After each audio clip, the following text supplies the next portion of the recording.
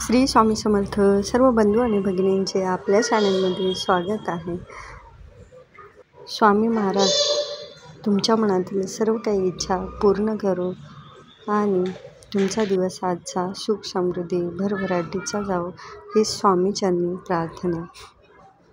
पूर्ण आठवडा रविवारपासून ते गुरुवारपर्यंत सारखे कंटिन्यू उपवास आलेले आहे आणि या आठवड्यात भाज्या कमी आणि फराळाचं सारखं बनवावं लागलं. जसं की रविवारी चतुर्थी, सोमवारी एकादशी आली प्लस सोमवार आला, मंगळवारी प्रदोष आला, बुधवारी महाशिवरात्र आणि गुरुवारी स्वामी महाराजांचा उपवास.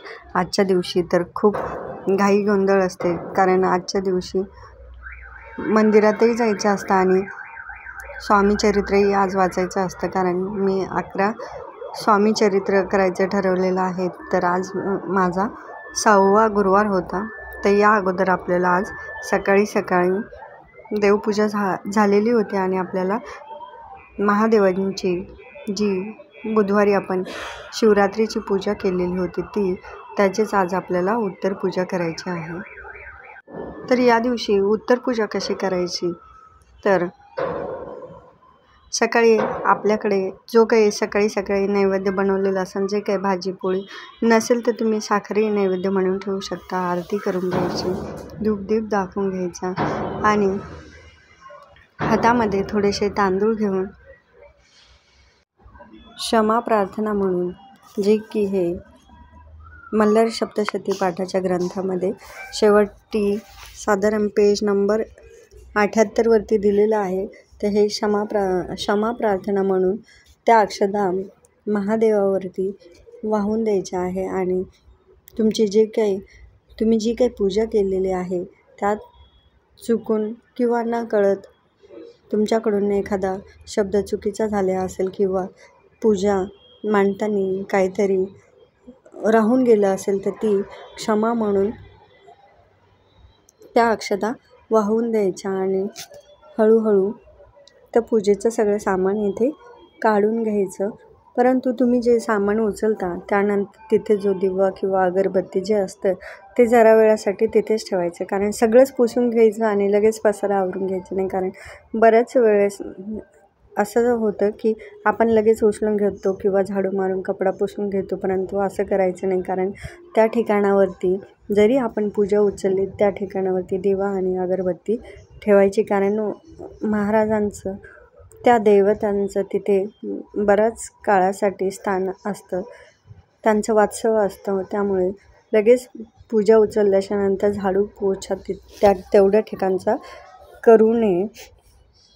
महाशिवरात्रीच्या दिवशी जेजुरीला मुख्य देवळाच्या शिखरावरील जे गुप्त शिवलिंग आहे आणि देवाच्या डाव्या बाजूला जमिनीवरील स्वयंभूलिंग फक्त याच दिवशी भाविकांच्या दर्शनासाठी उघडं करण्यात येतं. इतर वेळेस ते बंद असतं आणि हे शिवलिंग रात्री 12 वाजता उघडून विधिवत त्याची पूजा केली जाते.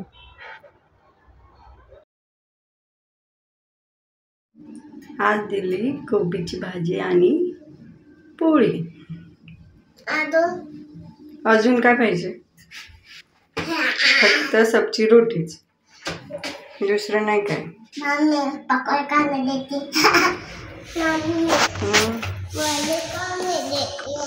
काय पकड? घरी आल्यावर बनवेल.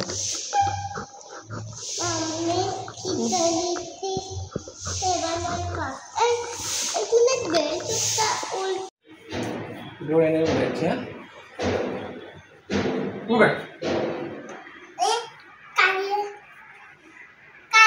स्टडी टेबल तुझ्यासाठी नवीन. नाही आवडलं मग जाऊ द्या. आधी दादा लिहून टाक. अभ्यास करायला, तुला पेंटिंग करायला, हे करायला.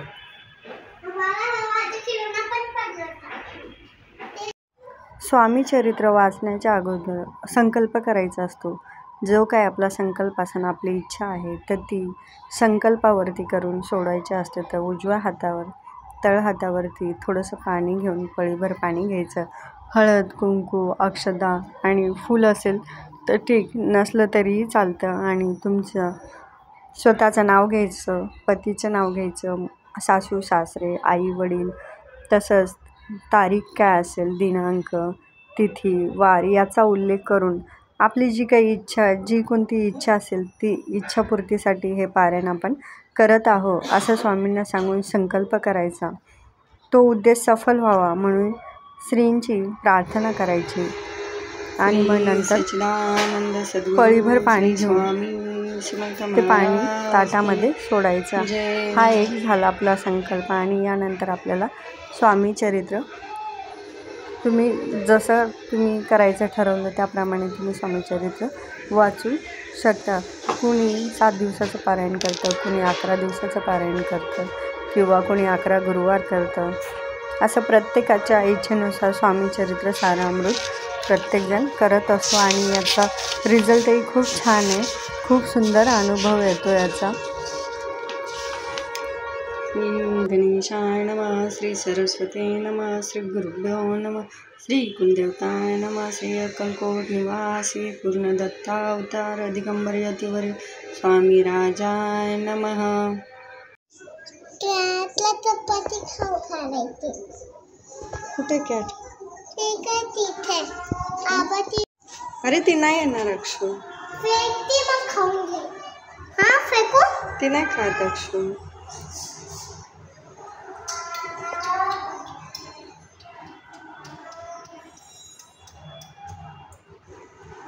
आली का? मी कॅटची कॉफी करते त्याचा मग खाऊन घे.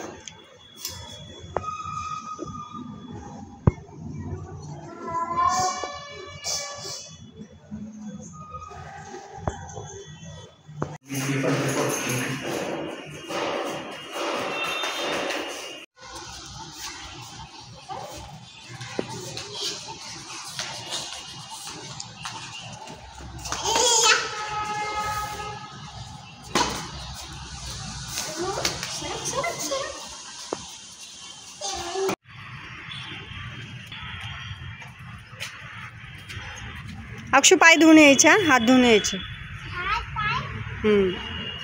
ते पप्पा गेले तिथे.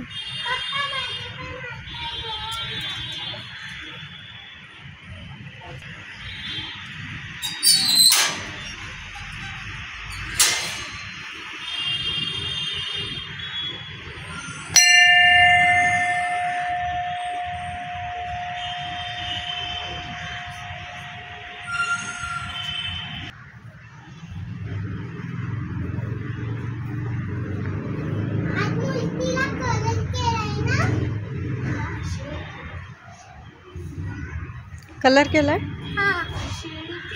हो रे.